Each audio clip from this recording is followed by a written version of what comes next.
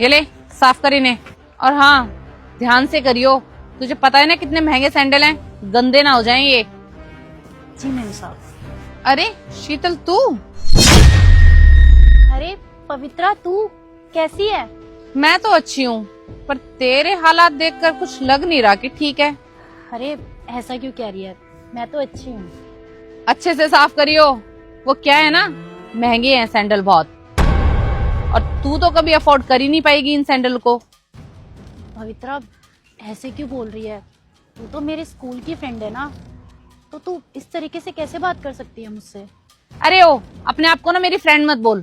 तूने अपने आप को देखा है, गरीब मोची कहीं की, और मेरा स्टैंडर्ड देख रही है? क्या स्टैंडर्ड है मेरा, है?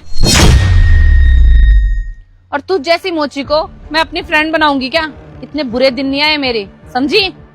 तो इसलिए ना अपनी औकात में रह और चुपचाप ना मेरे सैंडल साफ कर।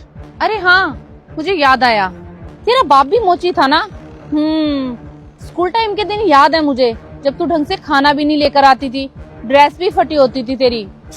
तेरा बाप ये भी अफोर्ड नहीं कर सकता था ना, और तुझे देखकर लग रहा है कि अपने बाप की परंपरा ना तू आगे बढ़ा रही है।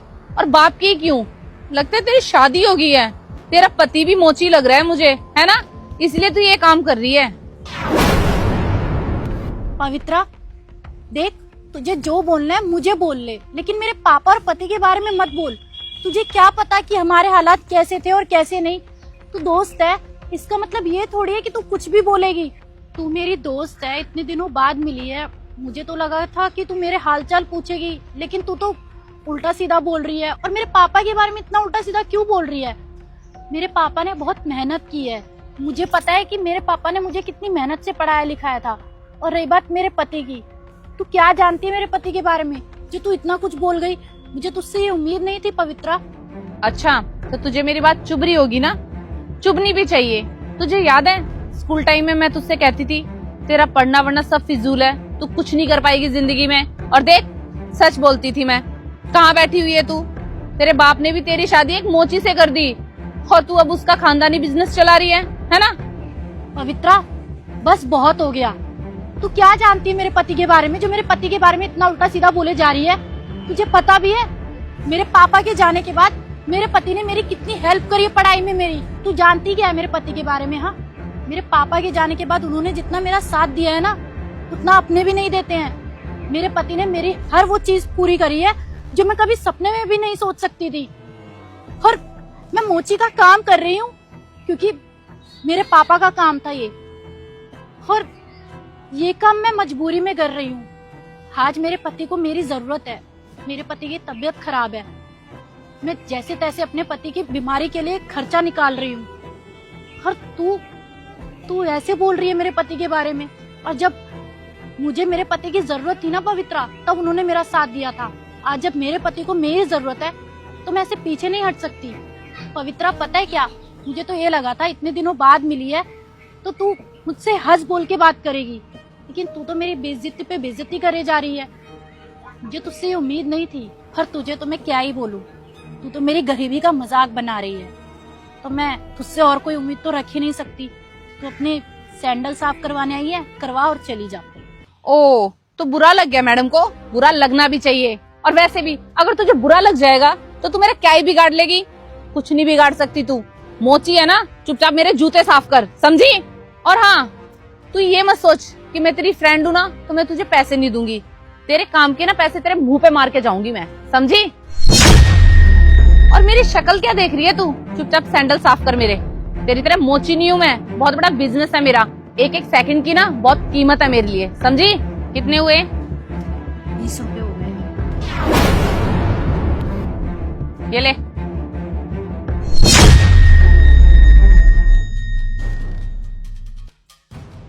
छुट्टे तो नहीं है मेरे पास।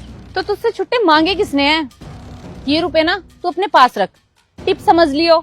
वैसे भी इतना तो कमा नहीं पाती होगी ना तू, और वैसे भी मैं तो तेरी दोस्त हूँ ना, तो इतना रहम तो खा ही सकती हूँ मैं तेरे ऊपर।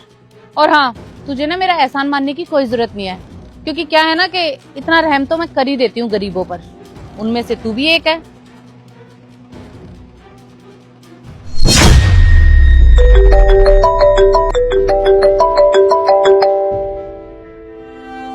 हेलो जी, मैं शीतल त्रिपाठी बोल रही हूँ।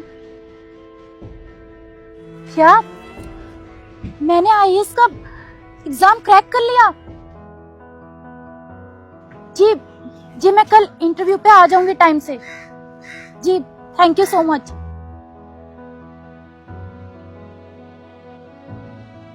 अरे वाह, मैंने एग्जाम क्रैक कर लिया है। ये तो बहुत अच्छी बात है। एक काम करती हूँ, मैं अभी उन्हें बताती हूँ। वो ये बात सुन के ना बहुत खुश हो जाएंगे।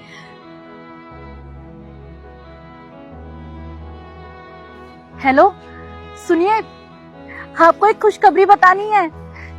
वो क्या है ना, मैंने आईएएस का एग्जाम क्रैक कर लिया है। कल इंटरव्यू है मेरा। हाँ, देखा, आपका विश्वास जो था ना, इसलिए आपका विश्वास ने और पापा के आशीर्वाद ने ना मुझे यहाँ तक पहुँचा दिया है।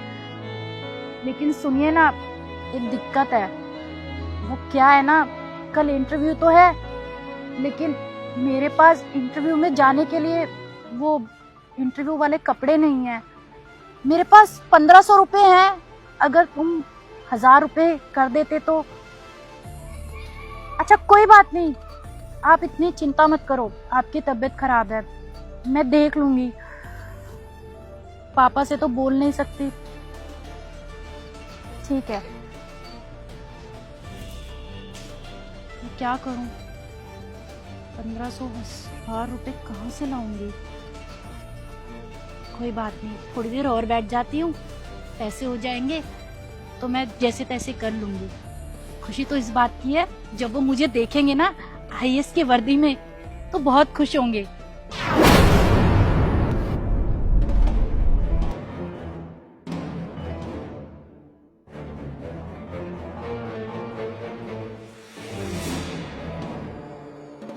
सुनिए, जी जूते साफ हो जाएंगे?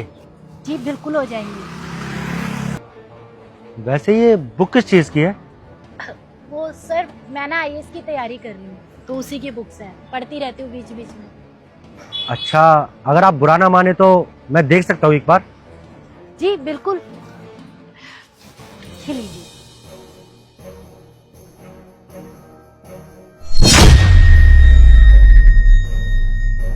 ये लीजिए। वैसे आप आईएएस की तैयारी कर रही हैं, वैसे बहुत खुशी हुई। आजकल लोग ना अपनी रोजमर्रा की जिंदगी में इतने परेशान हो गए हैं, और ये छोटे मोटे काम करके ना उनका घर का गुजारा भी नहीं होता है। उसके बावजूद भी आप आईएएस बनने की तैयारी कर रही हैं। सच में मैं बहुत खुश हुई ये देखकर।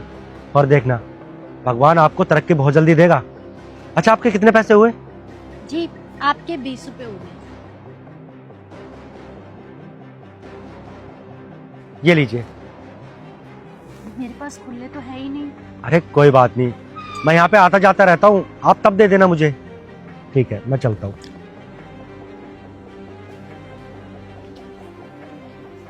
कस्टमर तो आएगा नहीं, एक काम करती हूँ, पढ़ लेती हूँ।